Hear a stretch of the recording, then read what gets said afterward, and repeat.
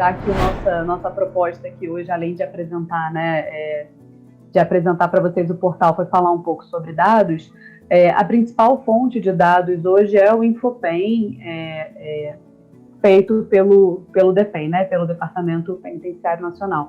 Lá hoje tem um universo bem grande de dados, em geral ele está ali 1 ano defasado, então os dados mais recentes que a gente tem são desse semestre de janeiro a junho de 2021, mas ali tem um universo interessante de informações. Ele nem sempre é muito fácil de navegar e de compreender,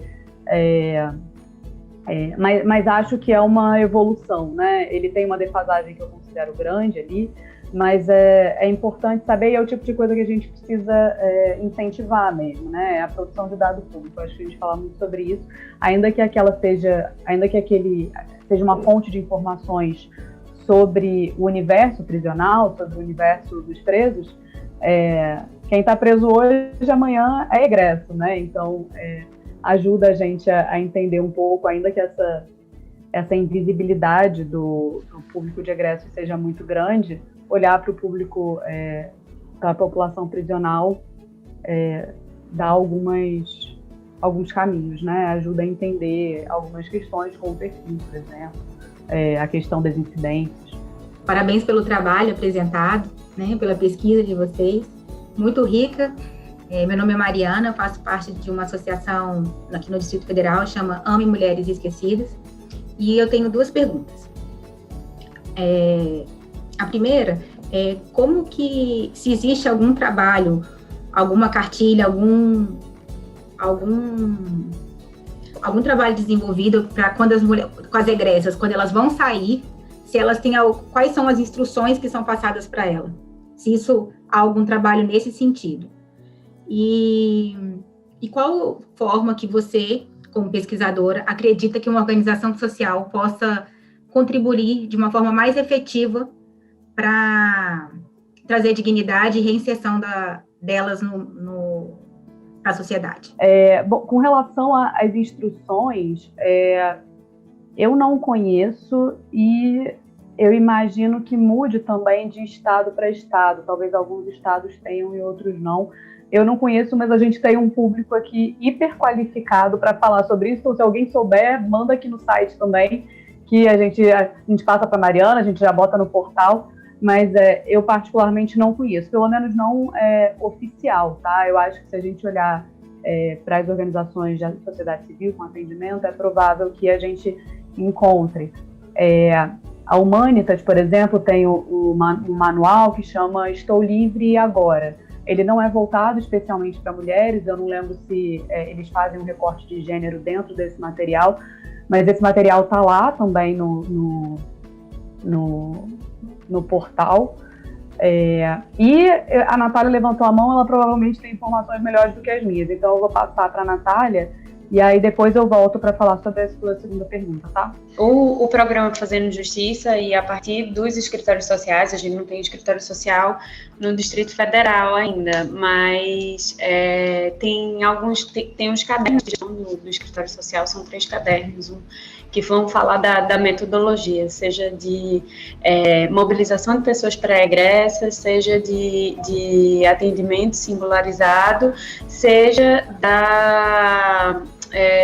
de mobilização de rede. E a partir dessas metodologias, claro que tem o caráter transversal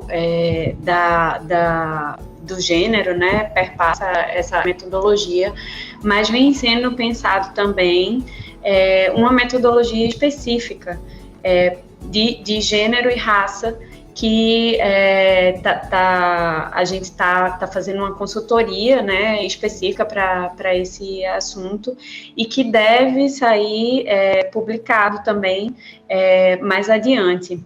O que acontece é que,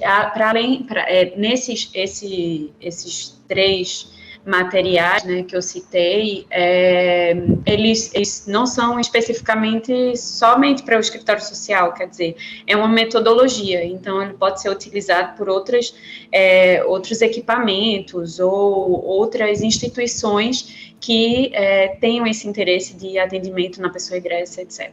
E, para além disso, tem também um material que fala sobre estigma, que perpassa várias questões também que são transversais para o atendimento da pessoa egressa, né? Então, pensando gênero, pensando raça, etnia, pensando situações com um acréscimo de vulnerabilidade, né, como migrantes, pessoas em situação de rua. Então, tem dentro desse material, desses materiais que eu falei, que eu posso colocar aqui no chat, algo que já contempla, mas que está sendo agora pensado especificamente olhando para gênero e raça, e que posteriormente também vai ter publicação nesse mesmo link que aqui eu vou disponibilizar. Acho que depende muito do tipo de trabalho que a organização faz. Então, as mulheres têm uma demanda um pouco mais específica, no sentido de que ela aparece com mais frequência do que entre os homens, que é com relação à guarda dos filhos. Então, para além de toda a questão de documentação, em alguns casos você tem que lidar com pena-multa, que são questões comuns a homens e mulheres. As mulheres frequentemente têm uma questão super séria para lidar e que elas têm uma urgência enorme para lidar, que é a retomada da guarda dos filhos menores de idade. Então, só trazendo aqui um ponto que é específico desse público na passagem pelo encarceramento. Claro, isso tem aqui a ver um pouco com quem vai fazer talvez atendimento direto, mas acho que para pesquisa também é importante, né? Buscar essa informação.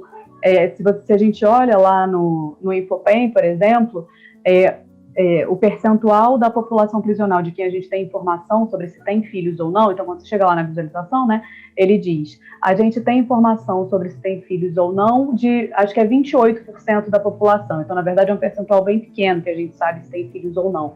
E a gente não tem como saber ali se são homens ou mulheres. Acho que no que a gente estava falando também aqui de falta de informação, seria fundamental a gente entender quantas mulheres encarceradas hoje têm filhos. Isso permite, por exemplo, a gente descobrir onde esses filhos estão. Isso permite no trabalho com a pré-egressa, por exemplo, você já começar a tentar fazer ali o caminho. Então, acho que tem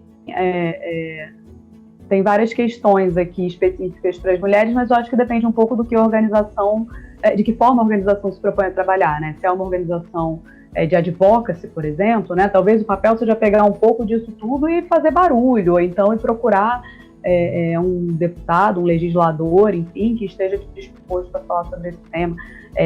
Acho que forma de contribuir não falta, mas aí é um pouco do DNA de cada organização também, né? O que cada organização se propõe a fazer e tem condição de fazer. Assim, eu espero ter arranhado a superfície assim, da sua pergunta.